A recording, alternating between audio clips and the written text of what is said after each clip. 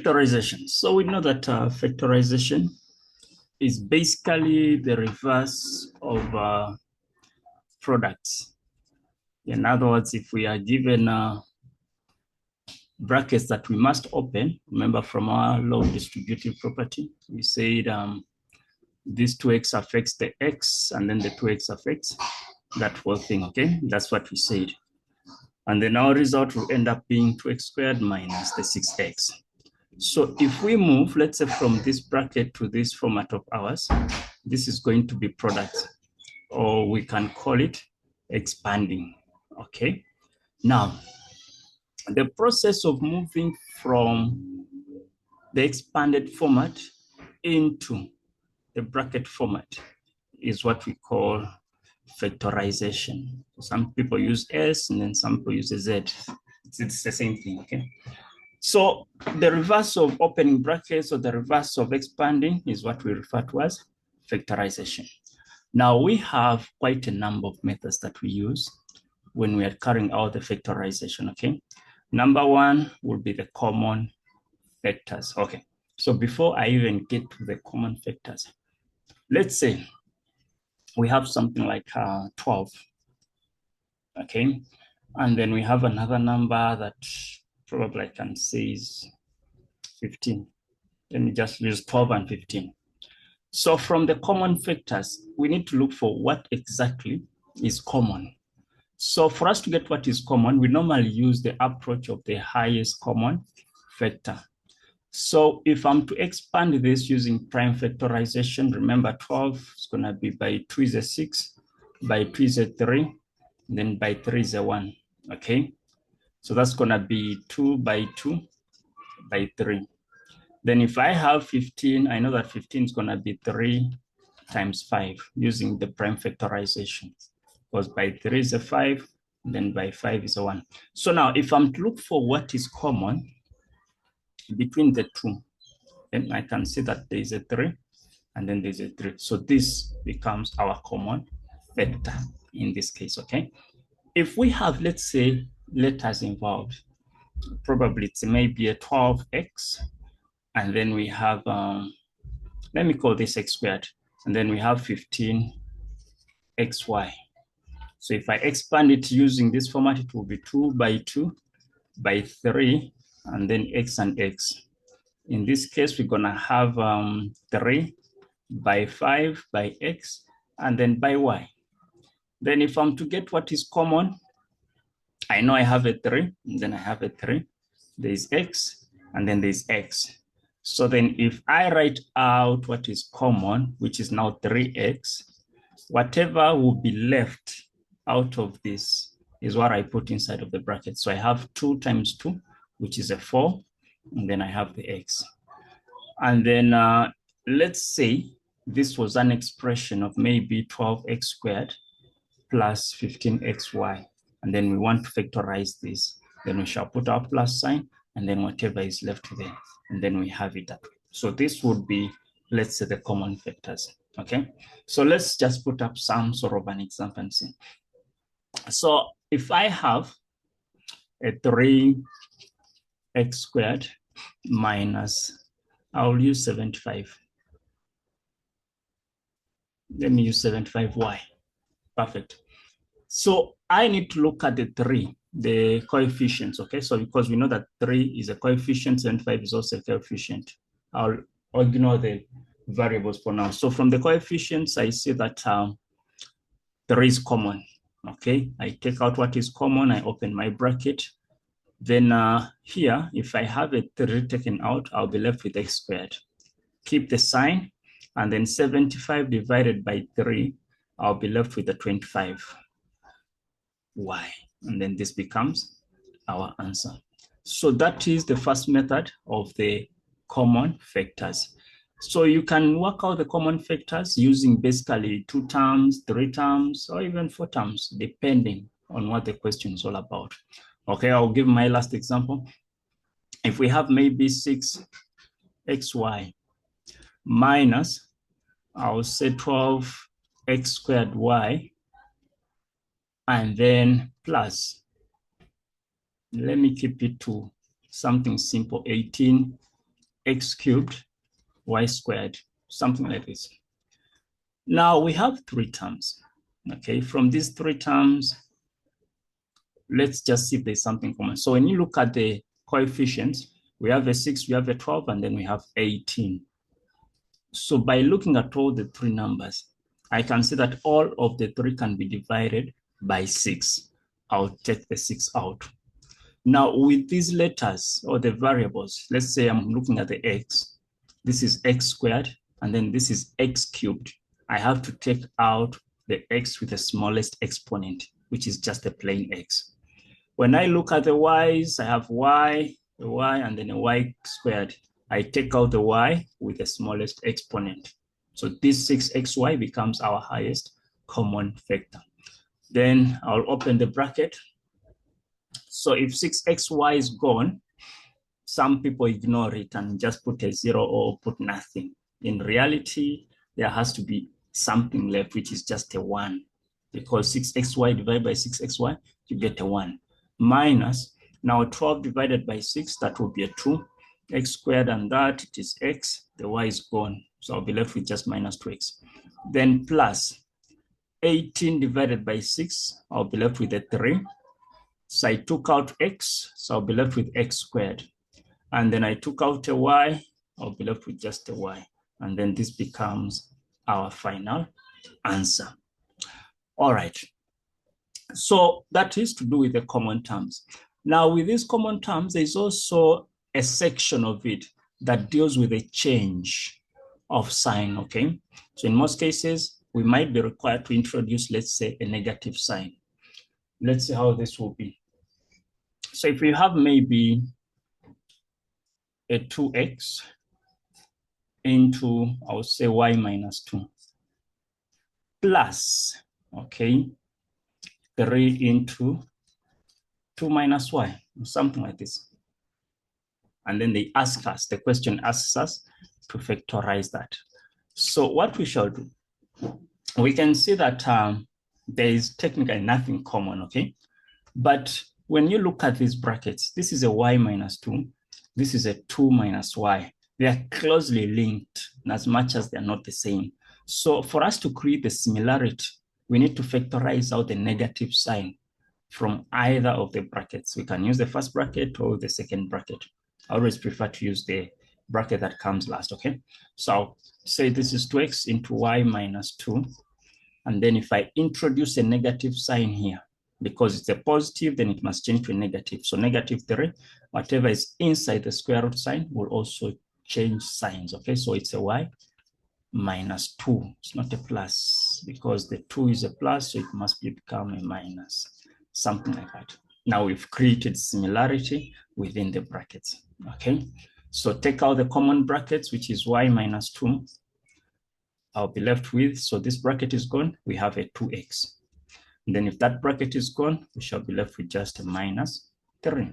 So that is one example of using, let's say, the change of signs. Let's take a look at one where we have a negative sign.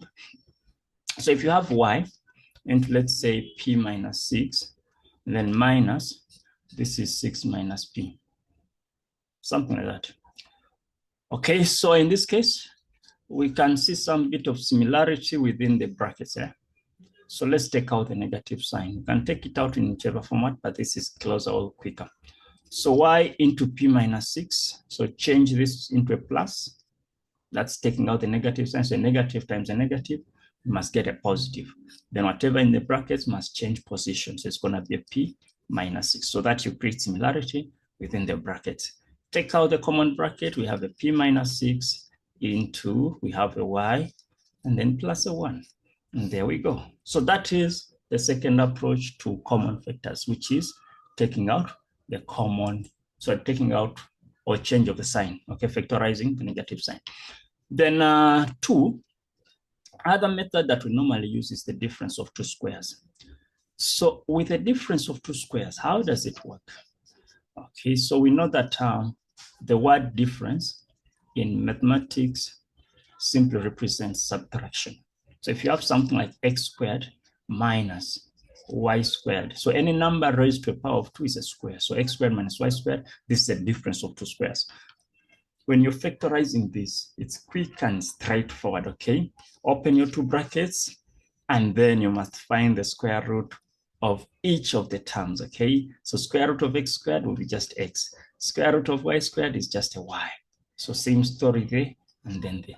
What is left is just put the signs. One bracket must have a positive, the other bracket must have a negative. The order of the signs does not matter, whether the negative comes first or the positive. Now, this is just the basic rule of the difference of two squares. Now, let's say we have a question that's maybe 25p squared minus, I'll use 16q squared. They want us to factorize this. So remember I said your two brackets. What is the square root of 25? That's a 5. Square root of p squared is just a p. Square root of 16 is a 4. Square root of q squared is a q. So the same things in the other bracket as well. So 5p and then 4q. Switch the signs, whichever format you want, and then we're done factorizing. So if we try to open up these brackets, we automatically gonna go back to the same thing. So it doesn't matter which numbers you're dealing with or which terms. It could even be fractions, okay?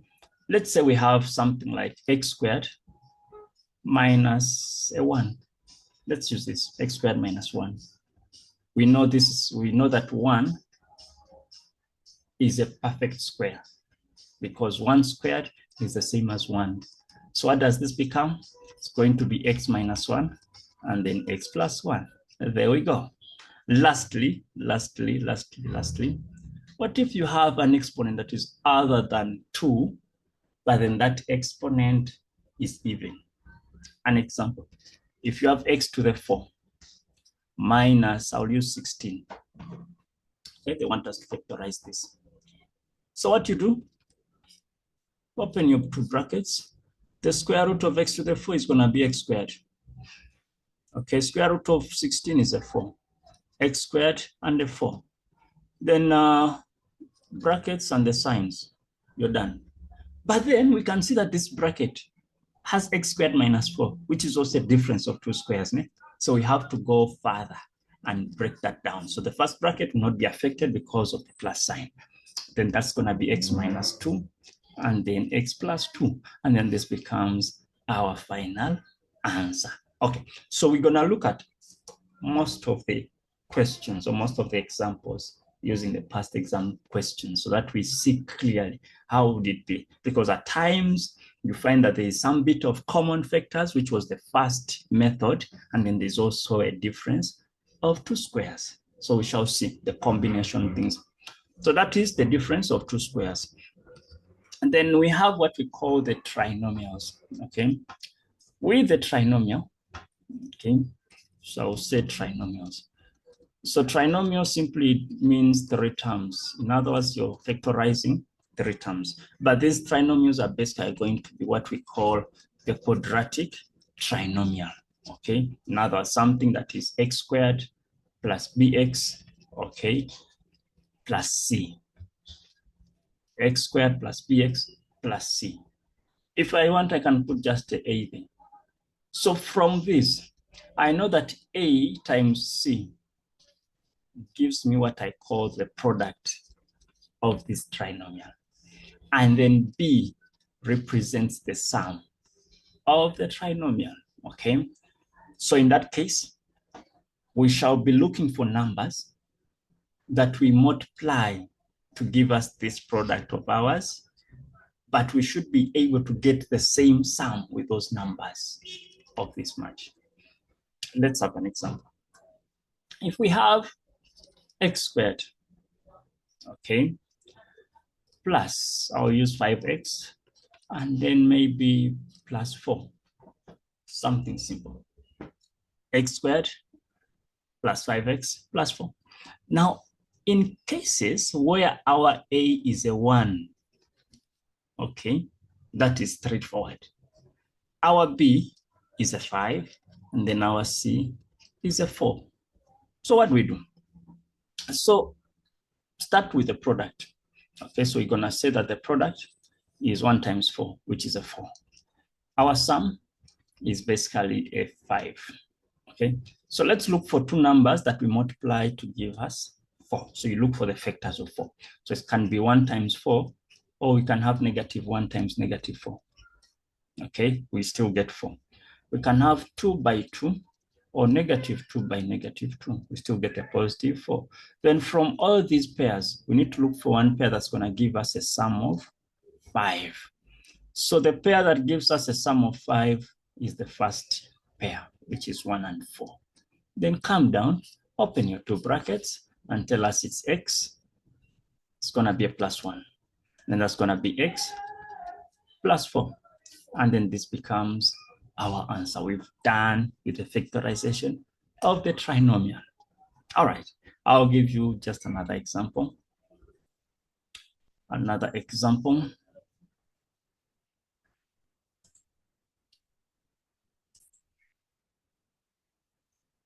Okay, so you have x squared plus 8x minus 9.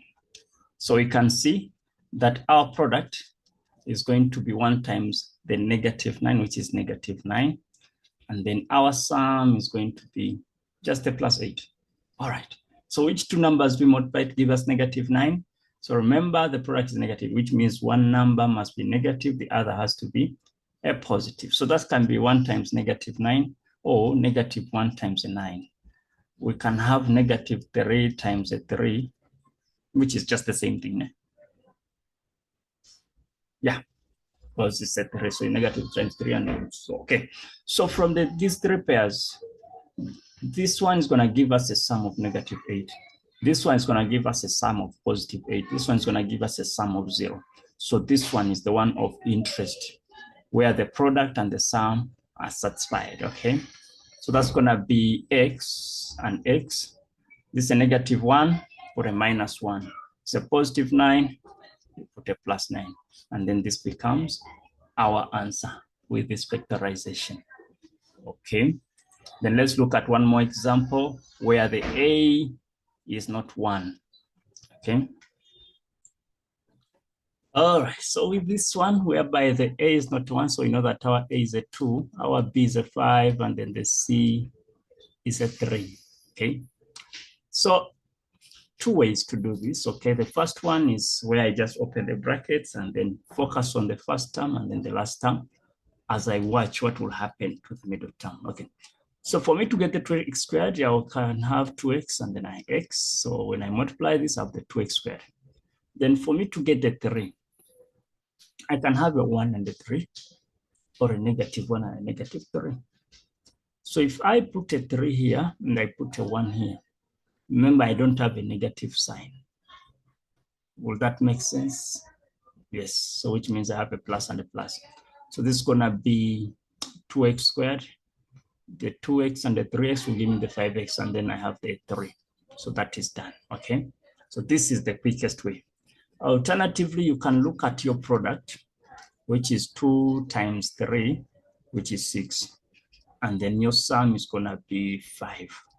Two numbers I multiply to get 6. When I add them, I get a 5. It's just gonna be 2 and 3, okay? Then I have to replace this middle part with these two numbers and then attach the x's there, okay? So that's gonna be something like 2x squared, okay, plus a 2 with x, then plus a 3 with x, and then lastly plus a 3. So it's just this middle part that is removed and replaced with this, okay? Then from there, I apply what we call the grouping method.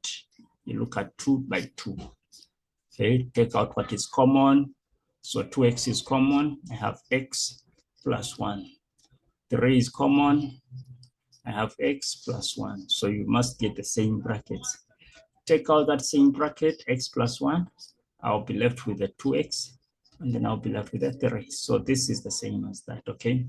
So that is how we do that, okay? So with the first approach, you just have to master the trick of fixing this and then fixing the last one, and then you get the answer straightforward. All right, so that is another approach, another method of factorizing the quadratic trinomials. Then with the grouping, this only works if we have more than 3 terms, okay? More than 3 terms. and then we can do the grouping, okay? You could have something to do with having the same things put together, or you can just do the grouping and then find out what is common. So just like we had here, within this method, we had 4 terms, and then we decided to group, okay? In cases where you have, let's say, a negative number, it's always advisable to group, put a bracket. That bracket should cover the negative number, and then you put a plus sign outside, okay? So that is with the grouping, we shall see within the examples. And then lastly, we have the sum and the difference of 2 cubes. So I'm just quickly gonna look at this. I will give you the rule, okay? So if you have x cubed minus, let's say, y cubed, how do we factorize this?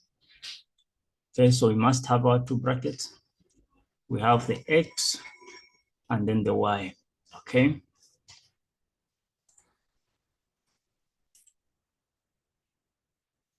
Okay, we put a negative sign. And now we have to square this, okay? So it's x squared. And then we multiply these 2 together, which is gonna be negative xy, but I'll keep it to be a positive, okay? After multiplying this and that, it's xy. And then I square this, I'll get my y squared. So when you try to open this up, you must get to the same thing. Then if I have x cubed plus y cubed, okay, it's going to be x plus a y. And then that's going to be x squared with a minus sign, xy, and then plus y squared. Then this becomes our difference and the sum of 2 cubes. So let's have an example. Let's say we have something like x cubed minus 8. Let me just leave it like this. So we know that 8 can be written as a cube if it's 2 to the 3, okay? So which means x cubed minus 2 cubed, that's gonna be x minus 2. Then my second bracket, I'll square this, that's x squared, plus what is x times 2? That's gonna be 2x. And then 2 squared must give me a 4. And then this becomes our answer. Okay, same thing happens if you're dealing with the sum, okay? So that is how the factorization should be done. Those are the different methods that we're gonna be looking at in grade 10, okay? Now it's time for the games to start.